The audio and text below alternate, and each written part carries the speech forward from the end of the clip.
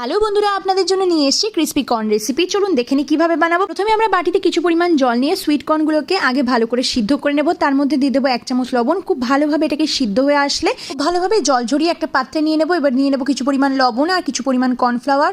পুরো জিনিসটাকে আমরা খুব ভালোভাবে শুকনো করে মাখিয়ে নেবো। এইভাবে ঝরঝরে হয়ে গেল কর্নগুলো। এবার একটা কড়াইতে বেশ অনেকটা তেল নিয়ে আমরা কর্নগুলোকে একে একে ছেড়ে দেবো। কর্নগুলো খুব ভালোভাবে শুকনো থাকলে এর ফ্রাইটা খুব ভালো হয়। এখানে আমরা এগুলোকে খুব ডিপ ফ্রাই করে নিচ্ছি। এগুলো মুচমুচে হয়ে আসলে এগুলো তেল থেকে বার করে একটা পাত্রে নিয়ে নেবো। এবার আমরা কড়াইতে কিছু পরিমাণ তেল রেখে তার মধ্যে দিয়ে দেবো রসুন, তারপরে দিয়ে দেবো 2 টুকরো কাটা পেঁয়াজ আর সাথে দিয়ে দেবো সামান্য লবণ। খুব ভালো করে এগুলোকে ফ্রাই করে নিয়ে লাস্টে ক্যাপসিকাম আর কাঁচা লঙ্কা দিয়ে সামান্য নাড়াচাড়া করে নেবো। এর মধ্যে দিয়ে দেবো 1 চামচ সয়া সস আর 3 চামচ মতো টমেটো সস। পুরো জিনিসটাকে খুব ভালো করে মিক্সচার করে নেবো।